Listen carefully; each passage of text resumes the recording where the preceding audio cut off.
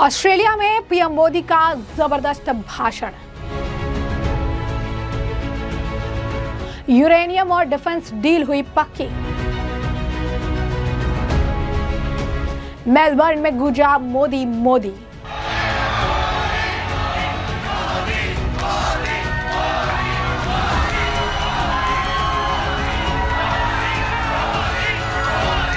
तो प्रधानमंत्री नरेंद्र मोदी के ऑस्ट्रेलिया दौरे के दौरान मेलबर्न में भारतीय समुदाय के लोगों ने उनका भव्य स्वागत किया। पीएम मोदी को देखकर लोग उत्साहित नजर आए। पूरे कार्यक्रम में देशभक्ति का माहौल देखने के लिए मिला। प्रधानमंत्री का मेलबर्न में भारतीय समुदाय के लोगों ने गर्मजोशी से स्वागत किया। इस दौरान प्रधानमंत्री को देखने आए लोगों के खुशी का ठिकाना नहीं था। भारत माता की जय और मोदी मोदी के नारे से पूरा ऑस्ट्रेलिया गूंज उठा। यही नहीं, जिस कार्यक्रम में प्रधानमंत्री उपस्थित थे उस कार्यक्रम में कलाकारों ने मां तुझे सलाम और वंदे मातरम की धुनों से प्रधानमंत्री का स्वागत भी किया। जरा देखिए ये नजारा।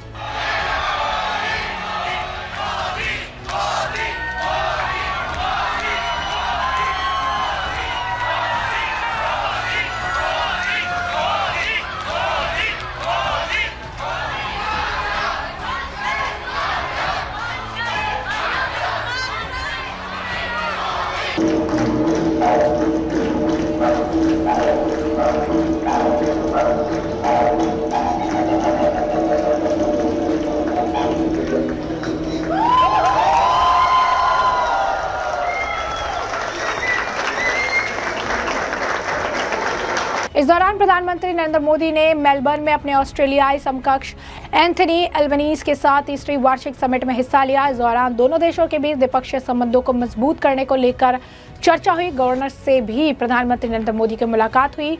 बैठक के बाद पीएम मोदी ने अल्बनीज के साथ ज्वाइंट प्रेस कॉन्फ्रेंस को संबोधित किया। इस दौरान पीएम मोदी ने भारत और ऑस्ट्रेलिया के बीच समानता का जिक्र करते हुए दोनों को जीवंत डेमोक्रेसी, दो बहुत सांस्कृतिक समाज और महत्वपूर्ण समुद्री शक्ति बताया। इस दौरान दोनों नेताओं ने दुर्लभ खनिज कॉरिडोर बनाने का ऐलान किया। पीएम मोदी ने कहा कि भारत और ऑस्ट्रेलिया की गहरी समानताएं और कॉमन वर्ल्ड व्यू दोनों को गहरे आपसी विश्वास के साथ लगातार आगे बढ़ने की प्रेरणा देता है। उन्होंने कहा कि 2022 के इकोनॉमिक सहयोग और व्यापक समझौते से हमारे व्यापार और निवेश का दायरा लगातार बढ़ा है। रेयर अर्थ मिनरल पर बड़ी घोषणा करते हुए भी पीएम मोदी ने बताया कि दोनों देश क्रिटिकल अर्थ मिनरल कॉरिडोर पर काम करेंगे। इससे रेयर अर्थ पर चीन की दादागिरी को झटका लगेगा। पीएम मोदी ने बताया कि दोनों देशों ने परमाणु ऊर्जा के क्षेत्र में महत्वपूर्ण समझौता किया है। इससे ऑस्ट्रेलिया से भारत को यूरेनियम सप्लाई का मार्ग खुलेगा और क्लीन एनर्जी उद्देश्यों को नई ताकत मिलेगी। पीएम मोदी ने कहा कि भारत और ऑस्ट्रेलिया मानते हैं कि आतंकवाद केवल किसी एक देश के लिए नहीं बल्कि पूरी मानवता के लिए गंभीर चुनौती है। इसीलिए आतंकवाद के खिलाफ हमारी लड़ाई भी साझा है। हमारा संकल्प भी अटूट और हमारा सहयोग भी लगातार मजबूत हो रहा है। इसके साथ ही भारतीय प्रधानमंत्री ने इस बात पर जोर दिया कि दुनिया अनेक हिस्सों में चल रहे तनावों और युद्धों का समाधान जो है बातचीत और कूटनीति से ही संभव है। उन्होंने मिलकर हिंद प्रशांत क्षेत्र में शांति, स्थिरता, नौवहन की स्वतंत्रता और नियम आधारित व्यवस्था को मजबूत करने की बात कही है। क्या कहा और उन्होंने सुनी। आज दुनिया अनसर्टेनिटी, सप्लाई चेन डिसरप्शन और एनर्जी क्राइसिस के दौर से गुजर रही है। ऐसे समय में भारत और ऑस्ट्रेलिया का नेचुरल और ट्रस्टेड पार्टनर के रूप में आगे बढ़ना स्वाभाविक भी है और आवश्यक भी है। बीते वर्षों में हमने दोनों देशों की क्षमताओं के साथ भावी साझेदारी का एक मजबूत फ्रेमवर्क तैयार किया है। साल 2022 में रिकॉर्ड समय में किए गए एक्टा समझौते से हमारी आर्थिक साझेदारी और सशक्त हुई है। इसके लागू होने के बाद भारत से ऑस्ट्रेलिया को एक्सपोर्ट डबल हुआ है और दोनों देशों के बिजनेसेस को नए मार्केट एक्सेस इसका लाभ मिला है। लेकिन हम यही नहीं रुके रहे। अब हम व्यापक सी का समझौता करने की तरफ आगे बढ़ रहे हैं। इन प्रयासों से दोनों देशों की सरकारों ने एक नया रनवे तैयार किया है। अब इस पर इन्वेस्टमेंट और इनोवेशन का विमान उड़ान भरने के लिए तैयार है और आप सभी को इसे नई ऊंचाई पर ले जाना है। फ्रेंड्स, यहां क्लीन एनर्जी से जुड़ी कई कंपनियां उपस्थित हैं। हम भारत में hydro projects, green hydrogen, solar modules और विंड मिल्स के लिए मैन्युफैक्चरिंग इकोसिस्टम तैयार कर रहे हैं। भारत ने 2030 तक 500 गीगावाट रिन्यूएबल एनर्जी और 2070 तक नेट जीरो का लक्ष्य रखा है। ऑस्ट्रेलिया के टेक्नोलॉजी, कैपिटल और रिसोर्सेज इस ट्रांजिशन को गति दे सकते हैं। कुछ महीनों पहले भारत ने शांति एक्ट से न्यूक्लियर सेक्टर को प्राइवेट कंपनीज के लिए खोल दिया। हमने 2047 तक 100 गीगावाट न्यूक्लियर एनर्जी का लक्ष्य रखा है। ऑस्ट्रेलिया के विशाल यूरेनियम रिजर्व्स भारत की न्यूक्लियर यात्रा से सीधे रूप से जुड़ते हैं। हमारे लिए इस क्षेत्र में सहयोग बढ़ाने के लिए हिस्टोरिक अपॉर्चुनिटीज हैं। भारत में पोर्ट, एयरपोर्ट, रोड, रेलवे और अर्बन इंफ्रास्ट्रक्चर में ऑस्ट्रेलिया के लॉन्ग टर्म इन्वेस्टर्स के लिए अनेक संभावनाएं हैं। आज भारत में नेशनल हाईवेज लगभग 34 किलोमीटर प्रतिदिन की गति से बन रहे हैं। हर दिन 8 किलोमीटर से अधिक रेलवे ट्रैक्स लगाए जा रहे हैं। यह स्केल, स्पीड और स्टेबिलिटी तीनों का संगम है। स्टील सेक्टर में हम पहले से मजबूत सहयोगी रहे हैं। भारत आज दुनिया का दूसरा सबसे बड़ा क्रूड स्टील प्रोड्यूसर है।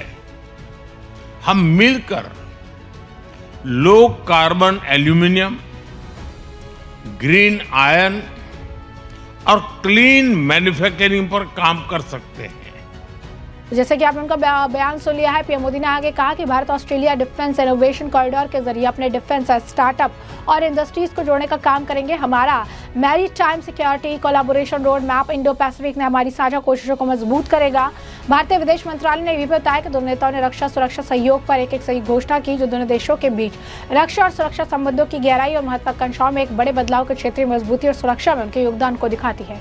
पीएम मोदी ने कहा, भारत और ऑस्ट्रेलिया दो जीवंत लोकतंत्र हैं। इस दौरान दोनों देशों की समान सोच, साझा दृष्टिकोण, आपसी विश्वास, भविष्य में द्विपक्षीय संबंधों को मजबूत करने की प्रेरणा की बात भी की। भारत और ऑस्ट्रेलिया ने रक्षा और सुरक्षा सहयोग को मजबूत करने के लिए साझा घोषणा पत्र जारी किया। दोनों देशों ने रक्षा क्षेत्र में सहयोग को नई दिशा देने पर भी सहमति जताई।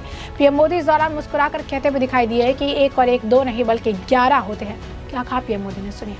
AI मिशन, क्वांटम मिशन और सेमीकंडक्टर प्रोग्राम के अंतर्गत भारत सरकार ने $10 बिलियन से ज्यादा का सपोर्ट दिया है।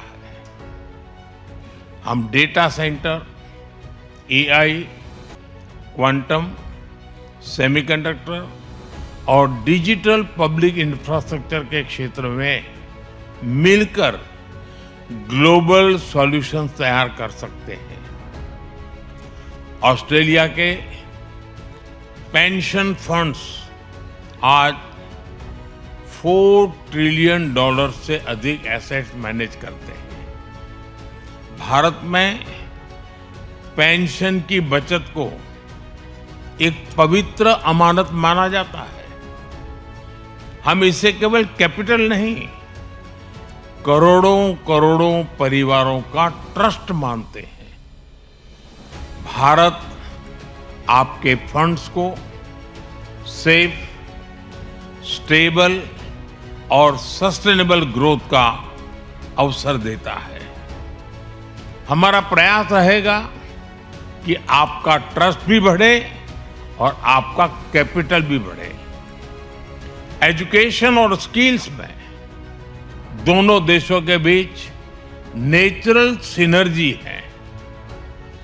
डिकिन यूनिवर्सिटी और वुलांगडोंग यूनिवर्सिटी ने गिफ्ट सिटी में कैंपस खोलकर एक नया अध्याय शुरू किया है। यह भारत के प्रति उनके कॉन्फिडेंस का प्रतिबिंब है। हमारा साझा लक्ष्य होना चाहिए कि हम स्टूडेंट मोबिलिटी को टैलेंट पार्टनरशिप में बदले। इन सभी क्षेत्रों में आगे बढ़ने के लिए हमें एक और महत्वपूर्ण आयाम पर ध्यान देना होगा।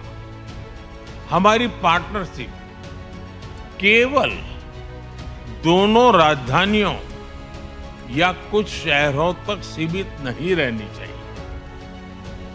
हमें हमारे राज्यों, छोटे बड़े शहरों, विश्वविद्यालयों, उद्योगों, सभी के स्टेक होल्डर्स बनाना होगा।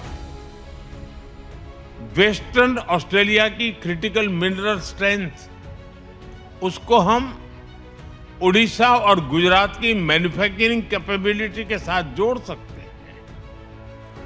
क्वींसलैंड और टेस्मेनिया की क्लीन एनर्जी और एग्रीकल्चर एक्सपर्टीज, पंजाब और तमिलनाडु और आंध्र प्रदेश के रिन्यूएबल कॉरिडोर्स और फूड प्रोसेसिंग इकोसिस्टम को नई गति दे सकते हैं। न्यू साउथ वेल्स और विक्टोरिया की फाइनेंस, एजुकेशन, मेडिकल टेक और इनोवेशन इकोसिस्टम महाराष्ट्र, कर्नाटका, तेलंगाना के साथ मिलकर ग्लोबल सॉल्यूशंस बना सकते हैं। साउथ ऑस्ट्रेलिया की डिफेंस, स्पेस और मैन्युफैक्चरिंग कैपेबिलिटी उत्तर प्रदेश और केरलम के साथ नए अवसर बना सकती है। मेरा सुझाव है कि हम आने वाले समय में कुछ फोकस स्टेट टू स्टेट और सेक्टर टू सेक्टर पार्टनरशिप की पहचान करें और उन्हें आगे ले जाने के लिए रणनीति बनाएं। फ्रेंड्स, लोकतांत्रिक मूल्यों और इंडो पैसिफिक साझा विजन के आधार पर हमारे बीच गहरा स्ट्रेटेजिक कन्वर्जेंस बना है। हम अपनी बिजनेस पार्टनरशिप को नई ऊंचाइयों पर ले जाने के लिए प्रतिबद्ध हैं। इस प्रयास में आप सभी की भूमिका बहुत महत्वपूर्ण है। मुझे विश्वास है कि आज का ये संवाद नए आइडियाज, नई पार्टनरशिप और नए कमिटमेंट्स को जन्म देगा। मैं फिर एक बार प्रधानमंत्री जी का इस कार्यक्रम के लिए समय निकालने के लिए उनका हृदय से आभार व्यक्त करता हूं और आप सभी को बहुत बहुत शुभकामनाएं। धन्यवाद। तो जैसा कि आपने उनका बयान सुना, प्रधानमंत्री नरेंद्र मोदी ने भारत ऑस्ट्रेलिया के बीच सालाना रक्षा मंत्रियों के संवाद का स्वागत किया। इसे रणनीतिक साझेदारी को मजबूत करने की दिशा में महत्वपूर्ण कदम बताया। इसके साथ ही समुद्री सुरक्षा को लेकर दोनों के बीच मऊ पर भी हस्ताक्षर किए गए। इससे हिंद प्रशांत क्षेत्र में सहयोग और समन्वय को बढ़ावा मिला है। भारत और ऑस्ट्रेलिया ने आर्थिक सुरक्षा, ऊर्जा सहयोग, व्यापार को मजबूत करने की दिशा में अहम फैसले की घोषणा की है। दोनों देशों ने प्रधानमंत्री आर्थिक सहयोग और व्यापार समझौते के तहत बढ़ते व्यापार का स्वागत किया। ऊर्जा सुरक्षा पर साझा बयान जारी किया। भारत को ऑस्ट्रेलिया यूरेनियम के दीर्घकालिक निर्यात के लिए प्रशासनिक व्यवस्था को अंतिम रूप दिए जाने और उस पर हस्ताक्षर का भी स्वागत किया। यह निर्यात अंतर्राष्ट्रीय परमाणु ऊर्जा एजेंसी के सुरक्षा मानकों के तहत केवल शांतिपूर्ण देशों के लिए किया जाएगा, जिससे दोनों देशों के बीच रणनीतिक और ऊर्जा सहयोग को नई मजबूती मिलेगी। प्रधानमंत्री नरेंद्र मोदी ने अपने सोशल मीडिया हैंडल एक्स पर भी जो भी स्वागत किया गया, जिस तरीके से आप कह सकते हैं कि वहां पर उन्हें मान सम्मान मिला, इसकी भी जमकर तारीफ की है। एक नज़र उनके पोस्ट पर भी डाल लीजिए। इसी के साथ साथ आपने देखा किस तरीके से ऑस्ट्रेलिया में हर जगह पीएम मोदी का आप कह सकते हैं देखने के लिए लोगों में काफ़ी उत्साहित नजर आए। मोदी की गूंज सुनाई दी और यूरेनियम और डिफेंस डील को लेकर भी बातचीत हुई है और साथ ही साथ पीएम मोदी का बयान तो आपने सुन लिया है। इस पूरे मामले पर अब आपकी जो है कमेंट सेक्शन में कमेंट करके जरूर से जरूर साझा करिएगा।